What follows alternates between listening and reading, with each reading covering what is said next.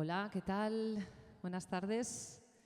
Bueno, bienvenidas, bienvenidos a esta primera Urbil Session. Esperemos que la primera de muchas. Así que, bueno, un especial agradecimiento a que estéis ya aquí desde tan tempranito, que mostréis interés por lo que va a ocurrir aquí hoy. Al final, una de las cosas que nos mueve, pues es, bueno, son muchas, pero una de ellas puede ser eso, ¿no? El compartir lo que, bueno, aprender, no sé, suena un poco tópico, pero realmente es así. Queremos que lo paséis muy bien y bueno, y para aprender vamos a contar hoy con dos ponentes maravillosos. Yo creo que lo mejor es que se presenten ellos, porque además yo estoy hoy bastante nerviosa, así que hablen ellos y os pido un fuertísimo aplauso en primer lugar para Carlos Hermosilla. Hola, muchas gracias. Bueno, muchas gracias por invitarme a contaros nuestra manera de ver el diseño y muchas gracias por estar aquí. Como Mónica no me ha presentado, me ha pedido que cuente yo un poco. Bueno, yo soy Carlos Hermosilla, soy director creativo ejecutivo de Ideolab, que somos un estudio de diseño, y llevo diseñando la friolera ya de más de 30 años. He tenido la suerte de trabajar en 15 países diferentes, en circunstancias muy diferentes también, de proyectos más pequeños, más grandes, un poco de todo. Y desde hace aproximadamente 15 años trabajamos en el estudio desde la sostenibilidad. Es nuestro camino y nuestro foco y dónde estamos. Y cuando me planteaban la pregunta de qué tenemos que desaprender, cuál es la manera, para mí solo hay una manera. Solo podemos diseñar desde la sostenibilidad. Y yo os voy a contar un poco cómo veo yo el diseño y cómo creo que se debe aplicar la sostenibilidad en el diseño. Y como punto de partida, quiero contaros cuál fue el proyecto que a nosotros nos produjo el cambio, porque fue algo para nosotros realmente importante.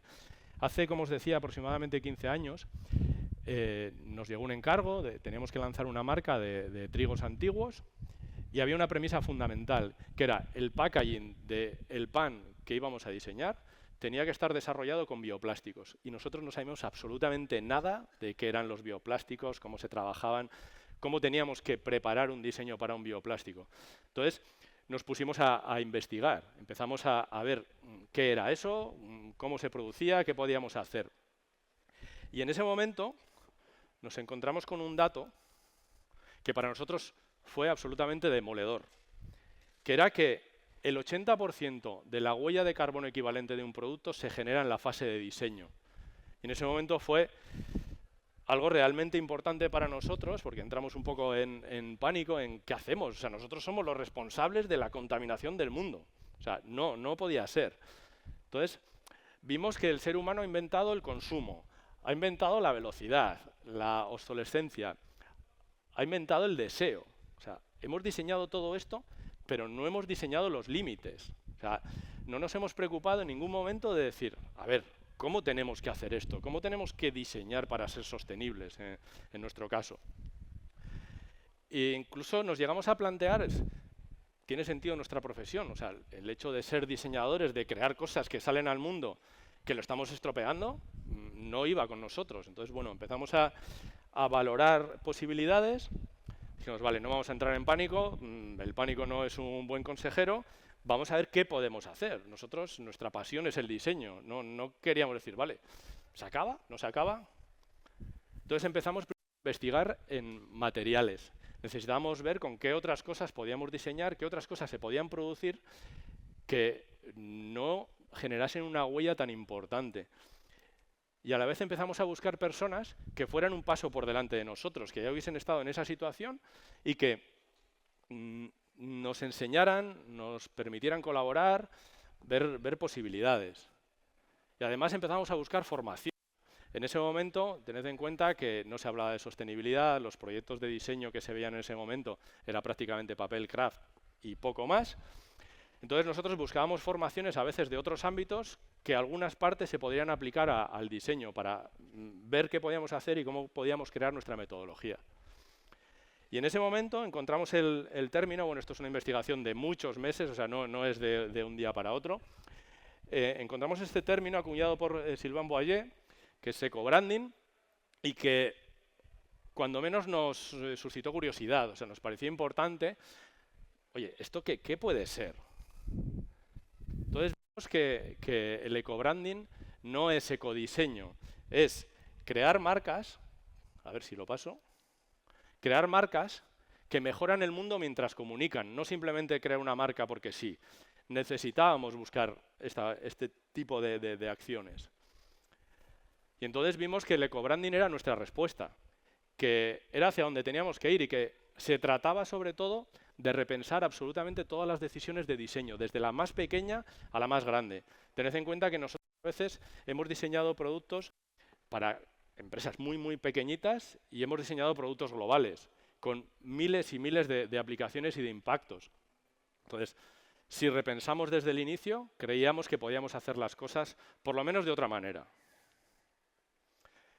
Y vimos que teníamos que repensar y que nosotros teníamos que ser una palanca de cambio. No podíamos ser simplemente ejecutores de un diseño. Nosotros trabajamos en diseño estratégico, pero no podíamos decir, vale, nos han pedido esto, hacemos esto. No, o sea, estaba ya en ese momento en contra de nuestros principios. Y además teníamos que ser estratégicos. Teníamos que ver dónde llegaba el impacto de lo que estábamos creando. Teníamos que ser conscientes de todo eso. Y sobre todo, y algo que nosotros no veíamos en ese momento o no encontrábamos información, es que teníamos que trabajar sobre el ciclo de vida completo de un diseño. Es decir, ¿qué ocurre cuando una persona consume un packaging y lo va a tirar? No podíamos decir, vale, pues lo tira, que era hasta ese momento la manera habitual de trabajar y bueno, a día de hoy todavía en muchos diseños se trabaja así. Y nos dimos cuenta, la clave absoluta de todo son los datos. Nosotros podemos medir absolutamente todo. La tecnología nos lo permite. Vamos a medir y vamos a ver qué se puede hacer. Y un poco la respuesta de desaprender es parte de nuestra metodología. Os voy a dar unas pinceladas mínimas de cómo creemos que hay que enfocarlo, porque además estoy yendo muy rápido. Y lo primero, había que decir no al cliente, había que desobedecer. Nosotros teníamos que decir, no, me vienes con un planteamiento de un proyecto que no quiero hacer. ¿Por qué? Porque quiero ser sostenible. Había que hacerle ver esa sostenibilidad o cómo se podía mejorar.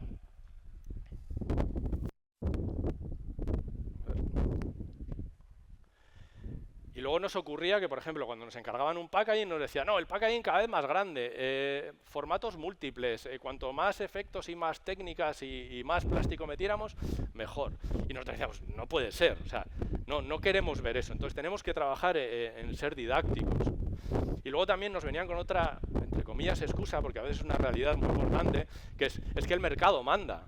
Pero el mercado es permeable, al mercado le podemos enseñar que hay cosas que se pueden hacer de otra manera o podemos innovar para que se acepten productos con una sostenibilidad o mayor o con una huella de carbono inferior. Y luego hay una parte que para mí es como la excusa o cómo manejo a algunos clientes, algunas marcas, que es tocándole la cartera. O sea, es así de fácil, ¿no quieres ser sostenible? Vamos a verlo. Entonces os voy a contar un caso. Os voy a contar un caso que nos pasó hace bastante tiempo ya. Y es que vino una marca que nos encargó, bueno, desarrollar toda la marca, todo el diseño, lanzar un montón de productos al mercado y nos venían ya con unas dimensiones para un packaging, las que ellos habían considerado que eran las adecuadas. Cuando yo le hablaba de sostenibilidad al responsable de la compañía, le daba exactamente igual, o sea, pasaba de mí. O sea, trabajábamos en el estudio, le hacíamos propuestas, tenemos que ser sostenibles, tenemos que ir por aquí, le daba igual. Entonces, en ese momento tomamos una decisión que fue clave en el proyecto, que fue, vamos a analizar las dimensiones del packaging que nos están pidiendo, vamos a hacer un análisis de huella de carbono equivalente y vamos a ver cuántos productos entran en una caja de logística de estándar, que era de las que utilizaban ellos. Una vez que hicimos eso, revisamos las dimensiones del packaging, las adaptamos y conseguimos que en una caja de logística, como os decía, en lugar de 25 unidades entrasen 33. Y eso, además de hacer el análisis de huella de carbono, lo que hicimos fue hacer el cálculo de cuántos camiones se ahorraba en la distribución del producto esa compañía. Y ahí fue donde le ganamos, porque no vieron la sostenibilidad, vieron el ahorro. Bueno, a mí me servía como proyecto más sostenible, me parecía que era importante, y es algo que hemos utilizado habitualmente cuando a veces bueno, ocurre que la persona que tienes enfrente no entiende o no tiene el foco en la sostenibilidad. Y sobre todo lo que es fundamental es medir. O sea, tenemos que medir la huella de carbono equivalente de un packaging, de una marca, cuál es el consumo energético de una página web, o algo que muchas veces es impensable cuando yo lo cuento, que es cuánto es el impacto de un post en Instagram. O sea, eso es medible a día de hoy. Nosotros podemos saber, cada vez que hacemos un post o que ponemos un reel, cuánto consumo energético, cuánto es la huella de carbono equivalente. Y podemos definir estrategias para actuar en consecuencia, que es lo importante. Y hay una parte que a veces no es lo más agradecido de la manera de diseñar así, que es que debemos ser proactivos y debemos ser didácticos. Tenemos que estar todo el día hablando con las marcas para decirles, mira, podemos hacer esto otro.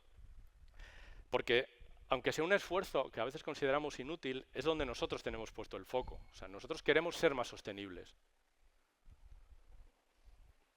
Y la profesión de diseñador ha cambiado.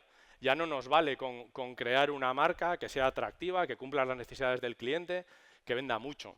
O sea, tenemos que estar en todo momento pensando en el impacto. No nos vale. O sea, para nosotros es un mandamiento ya. No vale. Sí, puede ser muy bonito, puede ser muy bueno. Podemos ganar muchos premios con ese diseño, pero si no es un poco más sostenible de lo que era antes, es un error. ¿Y quién lo está haciendo bien? Hay mucha gente que lo está haciendo bien, hay mucha gente que va por delante de nosotros, proyectos muy pequeñitos locales y proyectos mucho más grandes internacionales que a nosotros nos sirven como referencias. Voy a enseñar un par de ellos que para mí son especialmente atractivos. Y uno es Patagonia. Patagonia desde el año 72 lleva trabajando con materiales reutilizables, con materiales reciclados, trabajando en la durabilidad de las prendas. Para mí es el referente en el sector de la moda, entre comillas, y de la montaña que debemos tener en cuenta porque nos llevan mucho camino recorrido antes que nosotros. Y luego este es un proyecto, no se ve muy bien ahí, de Eduardo del Fraile, es un grandísimo diseñador al que yo admiro profundamente, que en este proceso de investigación lo que hizo fue, tenía que hacer un packaging de un zumo. Cogió los desperdicios del zumo y consiguió crear un polímero que sirve de envase para el propio zumo. O sea, residuo cero. O sea, me parece que es un planteamiento muy valiente y que les ha costado mucho, mucho trabajo. Y luego somos conscientes, esto sí que es muy importante, que debemos de ir paso a paso, que la ecoansiedad a veces es el peor enemigo que tenemos. Siempre queremos ser más sostenibles. Cuando empezamos un proyecto decimos, queremos ser 100% sostenibles. Bueno, con el 1% menos de huella de carbono ya hemos dado un paso. O sea, llegar a la reducción de un impacto de un 20, de un 30%, incluso en un packaging llegar a un 50% de reducción de huella de carbono equivalente, es relativamente sencillo. Pero llegar a un 100% a día de hoy es una utopía. Luego hay posibilidades como hacer compensaciones de carbono por lo que estás produciendo, pero independientemente de eso, que nuestro trabajo es el diseño, llegar al 100% a día de hoy es muy, muy, muy complejo. Y para nosotros el proceso de diseño se reduce en algo muy sencillo y a la vez muy amplio, que es, antes de empezar debemos analizar, debemos conocer exactamente qué es lo que tenemos entre manos, tenemos que diseñar, por supuesto, y después tenemos que medir el impacto que estamos generando con ese diseño y volver a repensar todo el proceso. Eso a veces, cuando se lo planteas a un cliente, se echa las manos a la cabeza. Dice, espera, o sea, vamos a estar en un bucle infinito. No, hay que ver cuáles son las decisiones importantes que se pueden parar y cuáles se pueden ir tomando sobre el camino. Como os decía antes, pues el impacto que puede tener un post de Instagram. A veces simplemente con borrarlo del feed ya hemos reducido la huella de carbono. Y bueno, somos personas creativas. tenemos la grandísima oportunidad de mejorar nuestra profesión de cara al futuro, para las siguientes generaciones. Debemos ser creativos. Yo siempre pongo la imagen esta del plátano porque para mí es el mejor packaging del mundo. O sea, nos dice la fecha de caducidad, nos dice el estado del producto, lo protege. O sea, diseñemos plátanos. Así.